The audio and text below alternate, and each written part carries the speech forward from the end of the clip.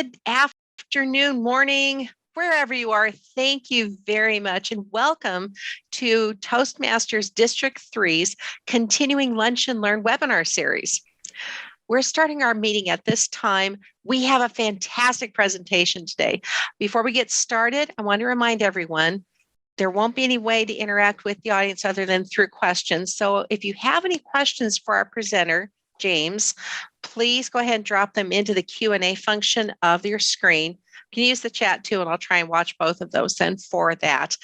From time to time, James will drop a document for everyone to go ahead and click on, which should open to a new tab or download to your computer. This will be a handout, and he'll drop it in several times because people may come in later to this presentation. We just want to make sure everyone gets a copy of it. And for those of you watching the replay, we will make sure that our videographer extraordinaire, Don Griffith, has it for you to download or click on in our description on our YouTube channel. So with that, they're ready to get started here. Just a little about James. He has been a member of High Noon Toastmasters now since January of 2017. He is currently the Sergeant at Arms and has been helping the club hold what they call blended in-person and online meetings since March of 2020. James' main goal for High Noon's blended meetings was to allow people who are online to participate with people meeting in the room. So that way you can see both everyone online and in the meeting room at the same time. Every Toastmaster club is unique. James set up a hybrid meeting for his Toastmasters Club the very first week of Arizona's 2020 shelter-in-place order. As the months have progressed, he has continually refined the setup to better allow in-person and online meetings participants to interact with one another and with the meeting. Another of James's goals was to minimize expenditures for equipment. In this speech, James will share with you what he has learned so that we can all move forward and keep our meetings going. Now, the title of James's presentation today, and I know I'm going to butcher his last name, so James, I am so sorry. I'm just going to say that up front. Interacting through the Æther, better hybrid Toastmasters meetings. Ladies and gentlemen, it is my honor to introduce you to James Knockel. Good pronunciation. Thank you for the introduction, Lisa. Yes, I've been Toastmastering for a while now, and I just went back to reconstruct what happened. Today is November 12th of 2021. So we've been doing these Zoom online meetings for a year and a half, over a year and a half, not quite a year and 8 months. Just went to the governor's website and looked at his executive orders. And he's executive order number 2020-18. It's titled Stay Home, Stay Healthy, Stay Connected. And he has a bunch of whereas, blah, blah, blah. But he says on March 30th was when the shelter-in-place order started. And I went back and looked at my email. And High Noon Toastmasters' first blended meeting was on March 25th of 2020. And that was just after I was able to read the writing on the wall. So this is going to take forever. And sure enough, they promised us it'd be 2 weeks to flatten the curve. And a year and a half later, we're still not quite back to normal. So on that first meeting that we did online, I called up two of the other members and we went down to our regular meeting space and I put up a bunch of equipment and we had a pretty good blended meeting. So it's, as the saying goes, a picture's worth 1,000 words. And so I recorded a new video this week to show you how our system works. And so I'm going to play the video first. And while it's playing, if you have any questions, please put them in the chat or the Q&A box. And I have some more things to say after the video. So I'm going to start screen sharing video. First.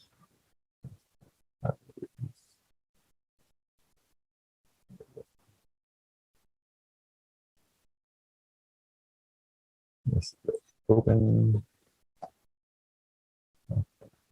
Hopefully.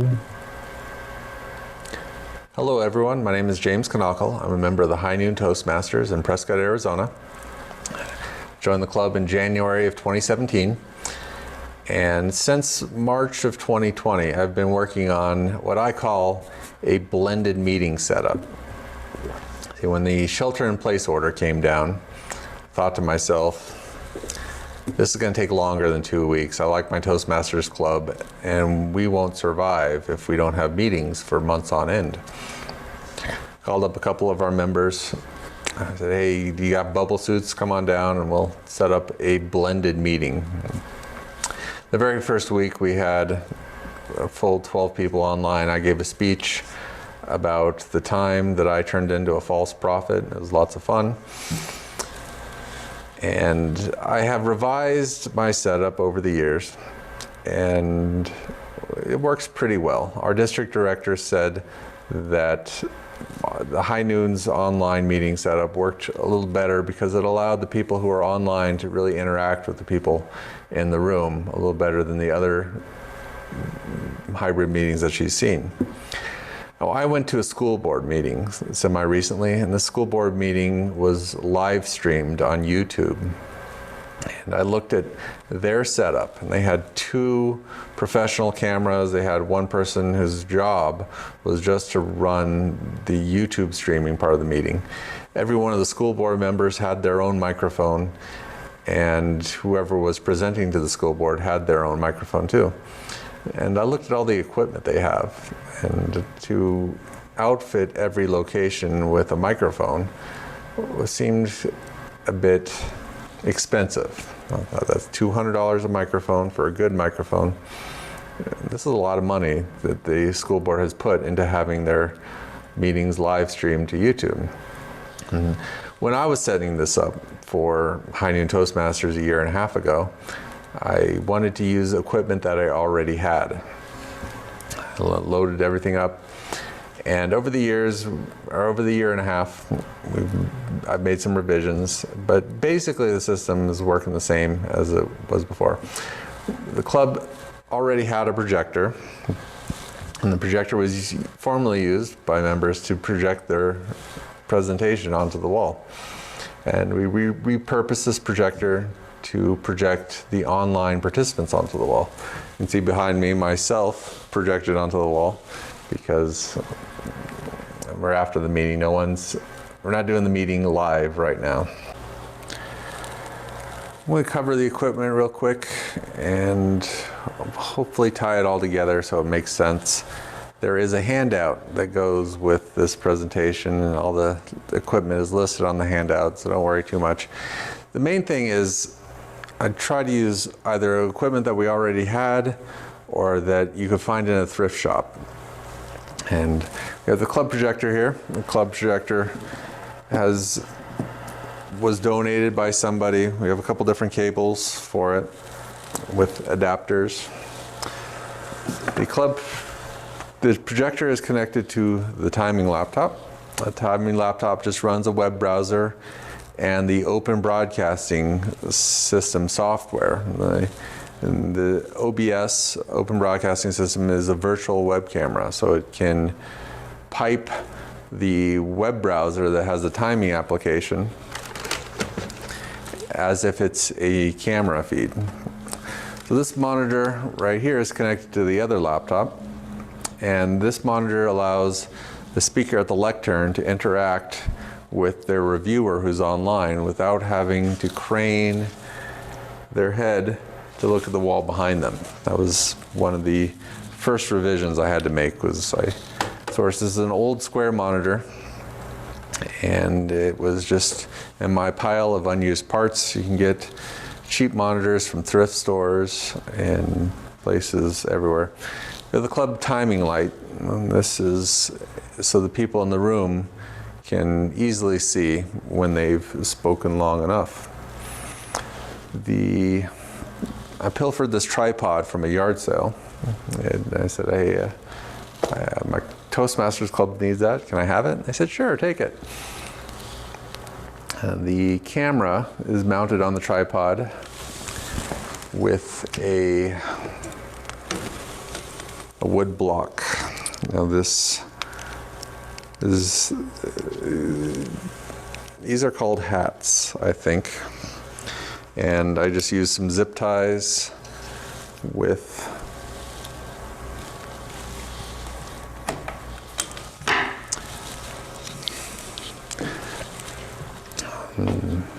this is my contraption to hold the camera onto the hat.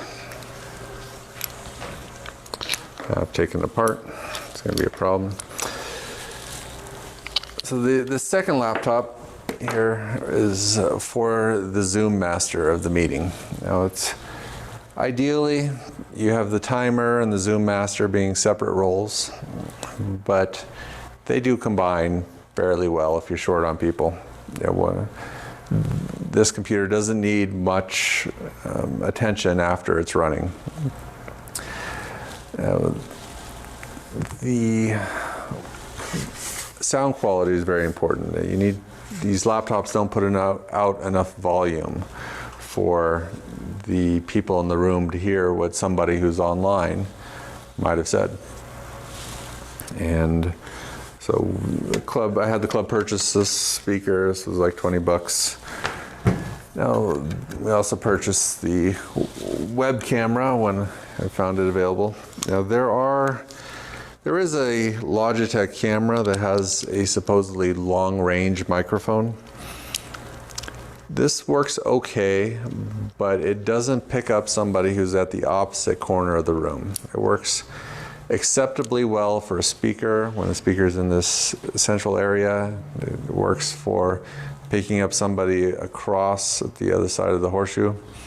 Turn this camera. This is our regular meeting space. Timer used to be in the back of the room, right there. But our current setup, the sound isn't ideal because we don't have a shotgun microphone yet. And so if somebody's sitting back at this chair, the microphone at that far corner just doesn't pick them up. And so that is a concern. Sometimes you can ask a person to come up to the front of the room and so that they can be picked up for the online participants.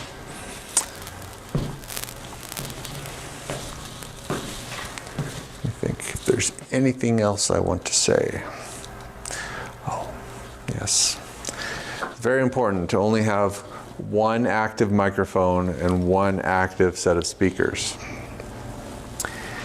at a time, because when you have these two laptops, the Zoom won't realize that it's causing feedback. So the timing laptop, the speaker should be muted and the microphone also needs to be muted, because you just can't have more than one microphone active in the room, because it just doesn't work.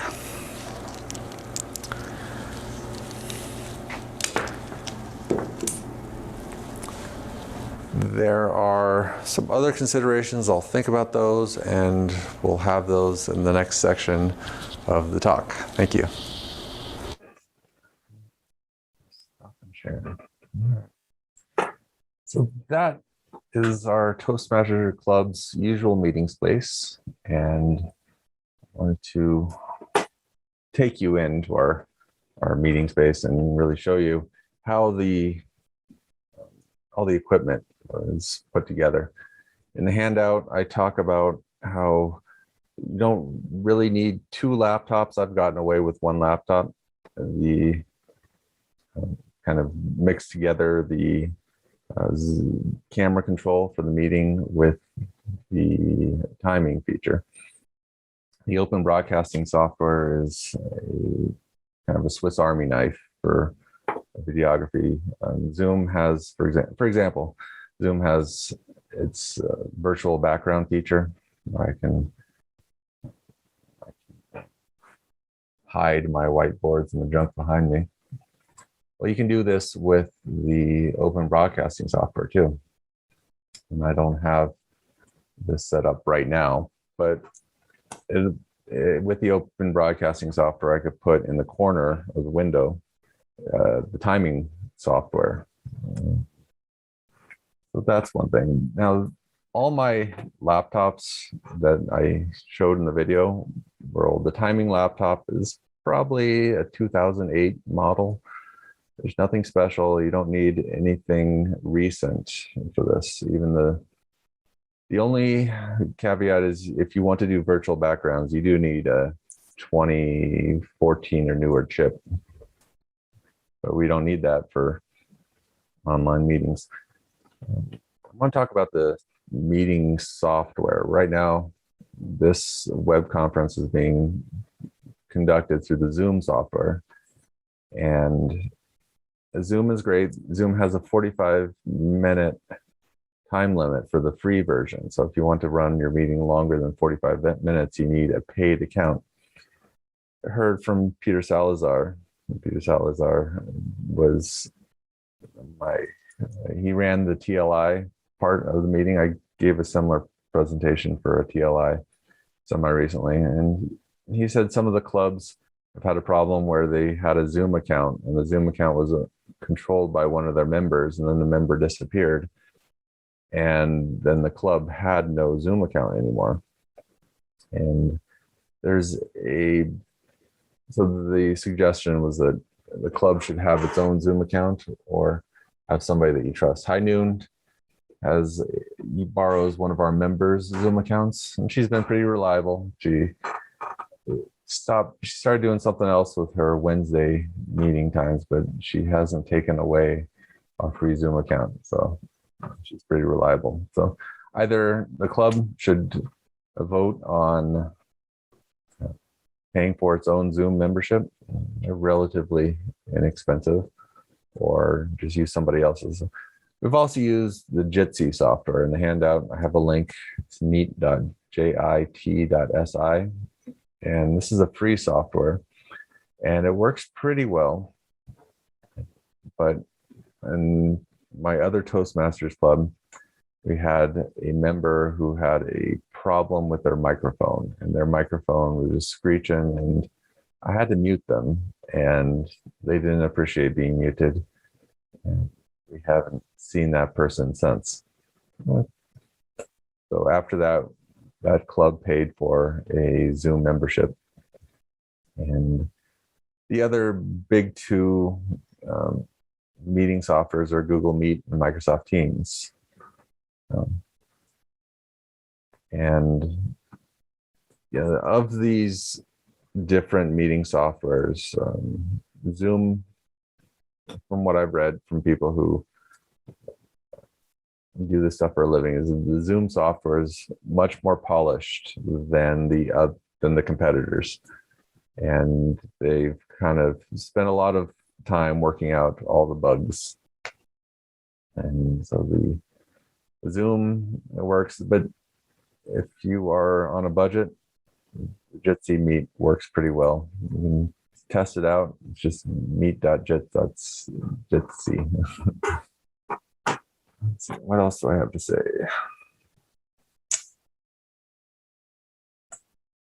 Online meetings are great as a stopgap measure to get through. We're coming up on cold and flu season again this year, and everyone's vaccinated, but not everyone is vaccinated. They're blaming the unvaccinated people for the outbreaks. So the point is, though, that we're likely to have, depending on where you're at, we could very likely have some more shelter-in-place orders. And so I encourage you to think about how to keep your club going in the face of this year's cold and flu season, next year's cold and flu season, and all the cold and flu seasons to come. And this online meeting is great because I can sit here at home and do my lunch and learn, and I don't have to drive 2 hours to the meeting hall. But anyways, we have Lisa, you're back. Do you have something to say? Well, I didn't see any questions yet, but I thought I would just ask a question of my own. Yeah. Microsoft Teams, is that more geared towards a professional or a corporate type of environment versus our normal, regular club environment? My understanding is Microsoft has their business, and they've put together their online meeting software. I used the Microsoft. I had to go to a court hearing, and it was a online court hearing, and so the Maricopa County Court was set up with the Microsoft Teams. It worked fine, but for home users, if you're going to pay for something, I think the Zoom software is pretty good. If you don't already have something, I have a free, not a free, but I'm into the Google ecosystem. Google hosts my email software, and I'm grandfathered in, so I can have the Google Meet for free. But we have a member, the founder of High Noon Toastmasters was 80 something years old, and he came to he made a tremendous effort to come to our online meetings, but he didn't like them. And I tried to do a Google Meet training session with him once, just to see how it would work, and it just did not work. And I was telling Lisa, I don't remember how old I am, but myself and my brother are millennials. We're the last generation of people who remember life before the internet. And so that was when you had to call the movie theater to see what was playing, and you can just hop on your smartphone to tap into humanity's wisdom accumulated over the internet. You had to go to the library to look at an encyclopedia. And computers have come a long way in usability from where they were in the 80s and the 90s and even the early 2000s, but there's still a digital divide. And I go and I help my father with his computer sometimes. And I say, no, Dad, this problem right here that you have, this specific problem, you didn't do anything wrong. The people who designed this computers made a mistake, and it's not you, it's them. not always. Lisa was talking about her father, who there's somebody that she knows that my dad and her dad, and he had a computer, and he's like, I don't need these files, and he deletes the files, and all of a sudden his computer isn't working. And Lisa, can you share the anecdote about how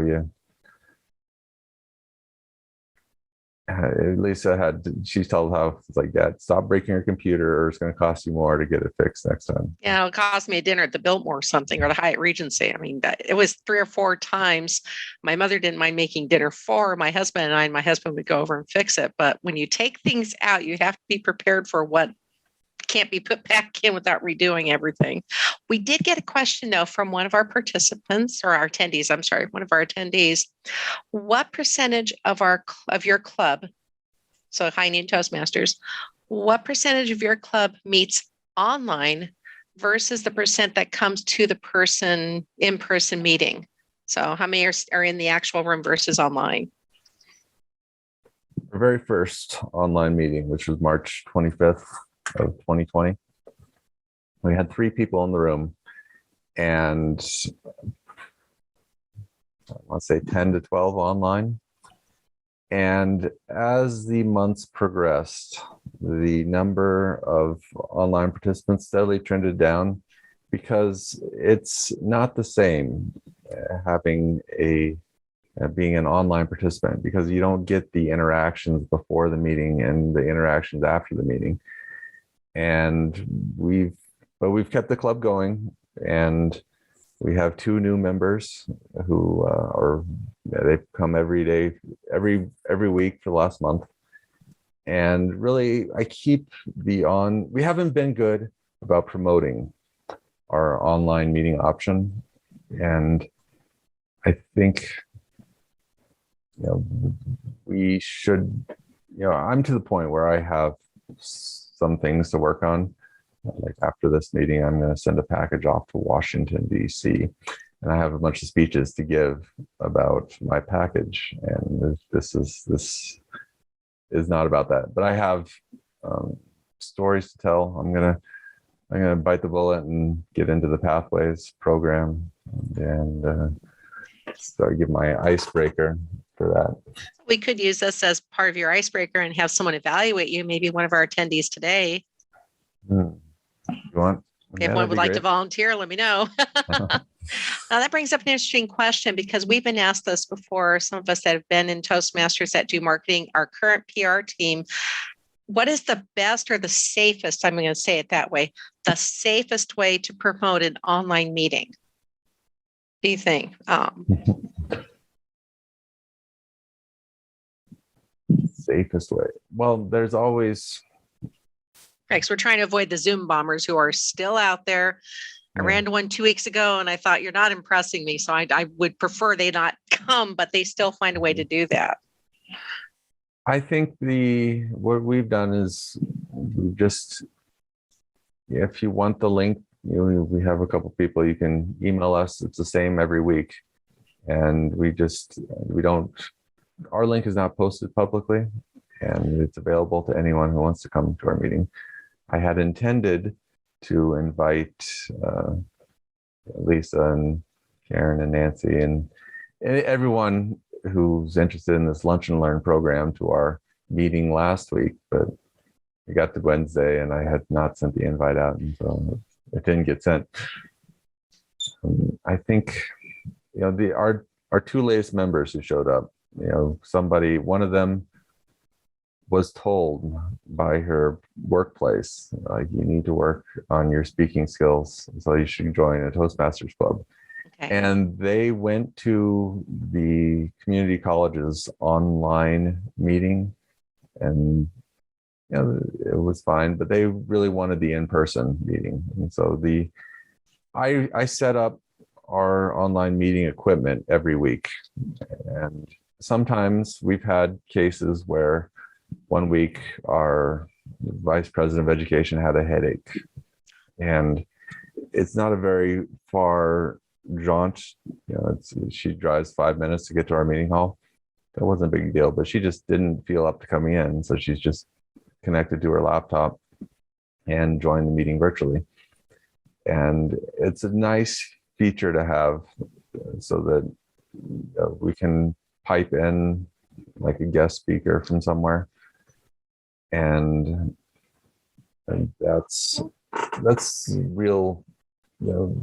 On the other club that I joined, or I'm a member of, we met online for a long time. We lost our meeting hall because the coffee shop wanted the time for somebody else, and they took priority over our little club. And we moved to online meetings for most pandemic. We recently found a new location, and we discussed at this place, it was like, do we really need to do this online meeting? And we decided that it wasn't important for that club. And where High Noon meets, we have internet provided by the facility, so it doesn't cost us anything. They give us a little room to keep our equipment in, and it's the closet, and the club has its little library of books, old-fashioned books, which you had in the old days when you wanted to learn something, you went and got a book. Well, back in the day. So we can store all our equipment there, and we don't have to drag it in and out of the closet every week.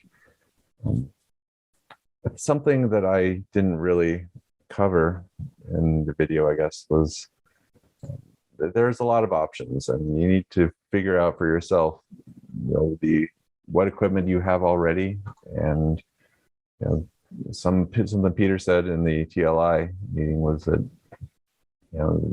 sometimes some clubs have needed a wireless, a cell phone internet, so they could. Okay. They brought their own internet to the Denny's or wherever they were meeting, and they had to provide their own. So that was a club expense, and you have to vote on how to spend your club's money. Right. And now, one of the attendees just apologized too. They had to leave early for another meeting. They mentioned that handling the RSVP for the Zoom link is also a great opportunity for either the club vice president of membership or the sergeant at arms to connect with visitors. So they become the gatekeeper. They can see who's coming in and who's not. And if they're aware of who those visitors are, that means they can let them in, especially if they have their waiting room enacted. I recently heard about a club that was not using their waiting room. Then they got Zoom bombed. They were wondering why they got Zoom bombed. I said, you have to turn on the waiting room. Well, by default, it is turned on Zoom. Not sure how the other softwares and what they do, but for whatever reason, they turned it off and they paid the price for it. So now it's turned back on. Have you heard anything from other clubs that may not have it turned on, that they've experienced any issues with this, with their hybrid? I have not. I'm not big into the communication with other clubs. I just have my two clubs, and Prescott has another club that meets at 6:30 in the morning, and I haven't been to there. I can't wake up. not very functional at 6:30, so I just haven't gone to there. 7:30 is pushing it. I can do 7:30. Right. Let's talk tripod. That was in your handout. That was in the chat. Excuse me. I beg your pardon. With the tripod, does it have to be something that sits on a tabletop? Should it be something that stands behind you?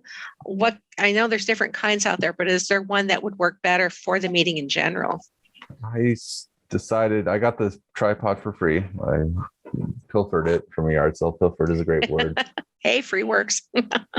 And I think you don't want it behind the table because every foot causes the loss of audio quality. And the hardest thing in the online meetings is audio quality. And I think ideally, like right now for this presentation, I have my new microphone. Well, this microphone has a big long wire on it, which makes it, it's fine for this setup, but it doesn't really work on a meeting. And that's one of the reasons why I think we lost, as the months went by, we lost our regular members, was because the audio quality is just kind of, you have to strain to try to listen. And I think with the tripod and the camera location, I just try to put the camera as close to the speaker as possible. As long as the camera is within about 6 feet of the speaker, it picks the microphone, the little microphones on these cameras will pick up enough audio where it's usable. And as far as the tripod goes, you just want to get the camera as close to the speaker as you can. And there are big tripods. The one that I found its way to my possession, I had to buy that little hat that I showed. I went to the camera shop, and the camera shop says, well, every tripod has its own hat. And he had the magic fingers, and the first one he picked fit on my tripod. I went to the hardware store and I got the little bolt that screws onto the little nut. No, bolt nut. The nut that screws onto the bolts right on the tripod hat. And I went up to my neighbor, and he pulled a little piece of wood out and he cut it down to size, and he put the two little slits in it to run the zip ties through. And the nut cost 25 cents. Oh, wow. Now, just for clarification, it was 6 months before I came up with my little thing. I just kind of, it was very fragile setup before I got and anyways. I commend you for even trying, because there were so many that we just didn't know what to do as far as that goes. At least you were willing to investigate what to try and to keep making it fluid, knowing it was going to evolve as the meetings went on for that. I'm going to assume that the hood you're talking about, it's basically a cover that comes over the top to prevent glare from coming down on the camera lens. The hat for the camera? Oh, no, the most tripods have a quick release. Oh, okay. And this is my regular camera. This is a camera I filmed a video with. Okay. And this is the part that goes into the tripod, and the tripod the quick release allows this camera to be quickly removed from the tripod without having to take my thing on there. Right. So I see. These things are called the cat, and most tripods, not all, most camera tripods will have a quick release. Okay. And there are a lot of tripods that don't have quick releases. You go to the thrift store and see what they have. Now, if a lot of these camera tripods at the thrift store, the hat part will be lost. Okay, that's it. And so that when you're tripod shopping at the thrift store, you want to see if it has this part. You should have if you don't have,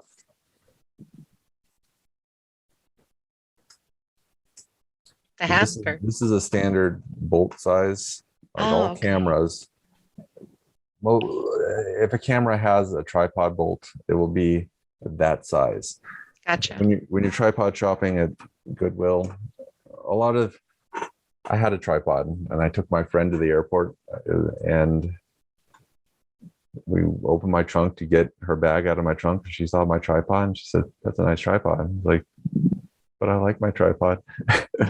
And that tripod, the point is, though, that tripod just had a little bolt that came out. It didn't have this quick release hat.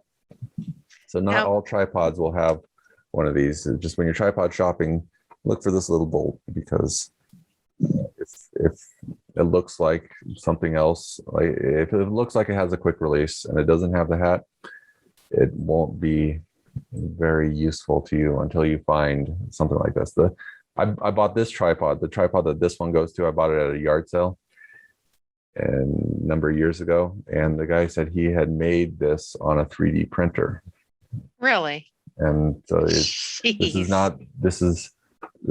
not what came with the tripod. He kind of just created it, and he had a bunch of old cameras and old stuff that he was getting rid of, and all I really cared about was his tripod. And so I got a good deal on that tripod at a yard sale. Now, if someone doesn't have a camera that would have a tripod underneath, is it possible they could come in, and I know this is not ideal, but could just come in with a laptop and a wide angle camera like we've seen, where they could just attach it to the lid of their laptop, or even just have it sitting like on books so they could see the room? Is that, I know that's, again, it's not ideal, but is it possible? Yeah, you can work with, there's cameras and everything now. And you can, we had a meeting, High Noon Toastmasters had a meeting where I put my laptop on a cart. I had I got the laptop up to basically, the camera's at this level, so it wasn't down low, and I swung the laptop on the cart around the different speakers. And it's just a matter of experimenting and seeing what works before, with the equipment you have, because right. We don't want our clubs to have to make an unnecessary expenditure if they can't. Right. And I know a lot of them can't.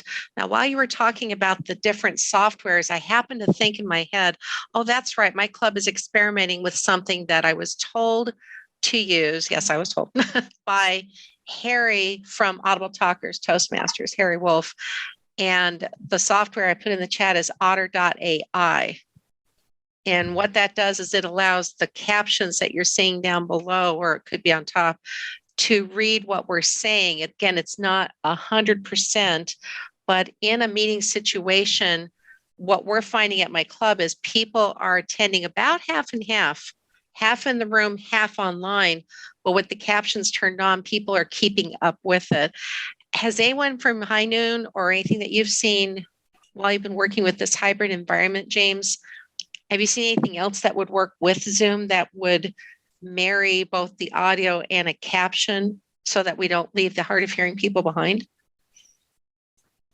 I know that Zoom has its auto caption feature that you've turned on for this meeting, I think. Okay.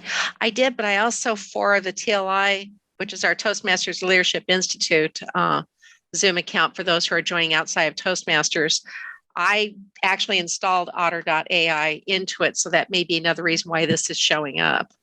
Okay.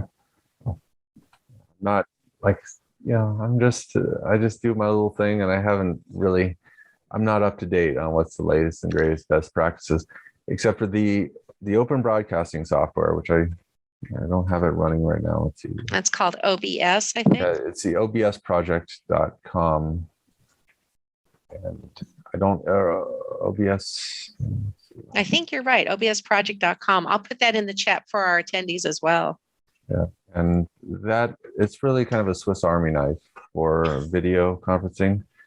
And it would allow you to put the, like, a banner like the evening news has across the bottom, and you say, welcome to High Noon Toastmasters main feed. And I use it to pipe the web browser that we've switched to for timing. Mm-hmm. And it just, I was the timer for the speech contest, for a couple different speech contests in Arizona. Right.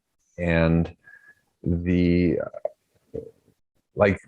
timing software that I use for High Noon has the numbers counting up, which is not appropriate for a contest. And so with the OBS project, when I was timer, I just had like Lisa right now has the blue virtual background, and we had the green, yellow, and red picture virtual backgrounds too. And so with the OBS project software, I just switched my camera feed from blue to green to yellow to red as based on what my smartphone timer said. And so I didn't have a camera feed coming in, and the speakers on the contest were just able to pin the timers, my Zoom account meeting, and so they would just see it switch from green, yellow, and red. And that's how we did timing on that. That was with the open broadcasting software, open OBS project. Yep, obsproject.com, I think, and I've got that in the chat. And so that's it's a real Swiss Army knife. And it's something I came across when a year and a half ago in March of 2020, when I was reading these comments about online meetings. Like if I thought enough ahead, I would have made sure I had to set up a different computer than my usual computer for this, so I could play the movie, because that's like the movie the video that I played. My old computer, which is perfectly fine, but it just doesn't have the horsepower to stream out this movie file that I had on my desktop. Wow. So I had to. I'm not on my usual computer at this very moment. So it didn't occur to me that I needed to set up OBS project on the computer that I'm on right now, or I demonstrated. Right. You all. I apologize. No, that's okay. But the OBS project also has the virtual background feature. So you can, the virtual backgrounds will work a little bit better if you get a real green screen. And like this one. The camera store in Phoenix where I got this thing is a photo forum. It's at 7th Street and just south of Camelback. And they sell big pieces of solid colored background paper. Yeah. Like that. For our audience that may not be able to see it. All this was going down to Hobby Lobby of all places. And this is just a curtain of basically the right hue of green. There's actually a hue of green you're supposed to pick up. And then for my closet, which is behind me, I'm just going to throw myself under the bus. My husband installed old curtain rod behind me here and then off to the side, so we can still get in the closet, but we just take it down, move it one around when I need to. And that way I can enact the virtual screen that we see behind me. Makes it a little easier. And I think that I paid maybe $10 for the green screen. I've seen prices very exorbitant on Amazon. They want $150 for it. It's round, it fits your chair. And I'm thinking, I like this for 10. This worked. This makes more sense. It's a lot more budget-wise for everyone for that. With all that, we have contests that are going on, not just the speech contests. Is there any capture type software that's easy to use that you may have worked with or run across? I've got a question from an attendee too for just a minute. But is there a capture software someone could use that would help them enter some of these contests by either the club growth director or the program quality? For example, and it's not fair on my end, but my club enjoys the fact that I have a subscription to snagit.com, and I'll put that in the chat.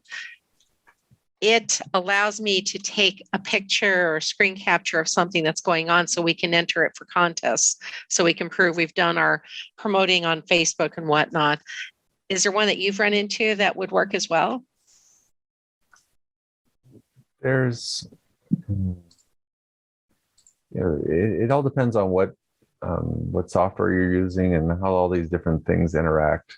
And I'm not real familiar with that. I know with the open broadcasting software, there's a feature to capture your video stream and just record it to disk.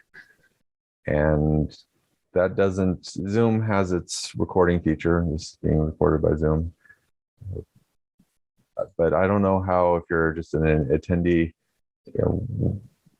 there's a way to record your own experience of the Zoom meeting, but it's not set on. The person who owns High Noon's Zoom account hasn't enabled that option for us. So darn. I was going to talk to her about it, but it's kind of low on my list of priorities. That's okay. As far as any other questions we may have, Windows, you said 7.0 or newer. Obviously, there shouldn't be anything out there less than 7.0 Windows, but because the app has to be downloaded in most cases for Zoom meetings, I mean, they can run it in the browser, but if they're trying to use certain functionalities of it, they would have to download the app. Should they really just be on Windows 10, or will Windows 7 allow them to download the Zoom app? I haven't had any problems with the Windows 7 laptop. The timing laptop is on Windows 7, and the Zoom Master laptop that's my personal laptop. And at one point, that laptop had an old spinning hard drive, and it would just take 10 minutes before it was usable when I turned it on. And the Windows 7 is much lighter weight than the Windows 10. And so Windows 7 isn't supported anymore, but it still works for a lot of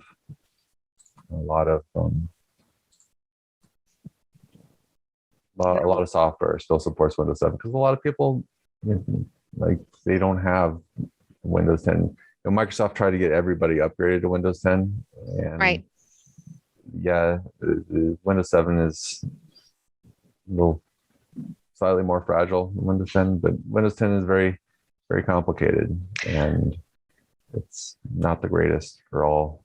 No, I know from my experience, and I stumbled into this because as a kind of a tech person, I should know better. My brother's computer at his house still runs 7, and I had to go into a meeting because I was delayed at his house for work longer than I needed to be.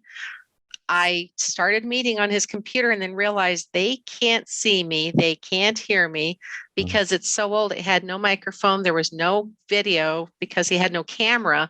And I was pretty much out of the dark. I had to actually dial in with my phone while I was watching the presentation. It was a little bit frustrating, but again, another thing to consider, that it's okay to keep those. Did your Windows 7 have a built-in camera and a built-in microphone on that device? No, well, my Windows 7 machine it's just an old desktop, 2008, 2009 model. And yours is newer than my brother's too. Wow. The camera that I'm using right now is also 6 or 7 or 8 years old, and it actually doesn't work with Windows 10. The microphone doesn't work. So okay. You see me right now, but when I was testing it this morning on getting ready for this meeting, I plugged in. I tested the audio, and it sounded like Mickey Mouse. And there's a setting somewhere. I found it once to get this camera right here, to have acceptable audio on when I connected to the Windows 10 computer, but it didn't. This computer didn't remember that I told it how to have good acceptable audio quality. So that's another problem. If you pick up an old laptop that was designed for Windows 7 or Windows 8, it might in theory work with Windows 10, but you might have their driver problems where the old hardware won't work with the latest and greatest from Microsoft. A couple things that my club ran into, and I'm not sure how we forgot the first one. So I'm just going to throw my club under the bus. We Remarkable Speakers, because we have about half of our team meeting online and the other half in the room. Either sometimes we forget there's people online, or sometimes the online people forget that we're attending a meeting and they do their normal thing. They might clean their ear. They might do something strange. Is there an etiquette best practice that you've run into you could share that may help us remember that both parties should be honored, clapping when they go to the lectern and whatnot, things that we should remember to do? How do you have your online members projected, or do you have a big TV that they're on?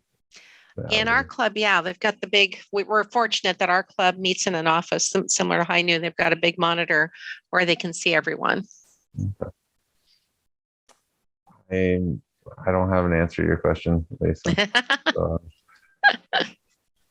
like I said, our online attendance has gone down. Our in-person attendance is creeping back up. We've had a good solid 10 people in the meeting room recently. So, oh, that's good. I think people are ready to go back in person too. I know for most part I am. I just but we got cold and flu season coming back like a freight train this year. So I'll take the virus, honestly, at this point. The other question that I had for clubs, and this is a culture thing, there's nothing that we can really control. It's up to every individual club and their membership. If they do decide to go back full in person, there's also a possible missed benefit of gaining members from other clubs from around the world, which may or may not be so important to people, but there also may be members of our community that have compromised systems that really should keep an online for them so they don't either get sick or become sick. Someone that may be going through cancer therapy, for example. For that, is there a way to help keep them engaged, or to help them figure out, how do we figure out then whether we should stay online or maybe do the hybrid? I think it's just a matter of remembering that we're out there and reaching out to the people who are online. And, I haven't quite figured this one out yet. But like I said, I'm going to do my icebreaker soon for Pathways. And I need to reach out to all the people who've kind of drifted away and say, hey, come back. Absolutely. We want to hear this one. If they are attendees today or people listening on the replay have any questions, James, would they be able to get a hold of you directly, or should they go through Toastmasters District 3 to do that? On the handout that I sent out, there is my email address. Make sure. Okay. Would you mind putting that in the chat one more time? Because I know we did have someone that joined us late. I would like to make sure she or he gets that information. I'll drop your email in the chat too, I think, at teslabox.com. It's James at teslabox.com. Okay. Host and you did that too. Yeah. Okay, great. All right. If there are any other questions, we'll hang out for just a few more minutes. Please go ahead and put them in the Q&A chat. Otherwise, we will give you a few minutes back of your day. James, I've had fun today and I learned a lot from you, and I love the handout. This is a really informative document that you've put together to help us figure out what we can and can't do. There's really not a fast and hard rule as far as to what we should be using. It's just whatever we can actually try and use. And you've given some great suggestions here from what I can tell in the document. Yeah. So I want to say thank you for your time. I truly appreciate it. All right. You're welcome, Lisa. It's my pleasure. All right, guys, we will give you a few minutes back of your day. Thank you again. And don't forget, next time when we attend, we will be presenting Michelle Mars. She is a fantastic speaker, and she's going to give us some tips on how to become a better speaker. So for James, that might be something you might want to check out for that. She's coming to us all the way virtually from Colorado. All right. Thank you again, folks. Have a great day. I'm going to stop our recording.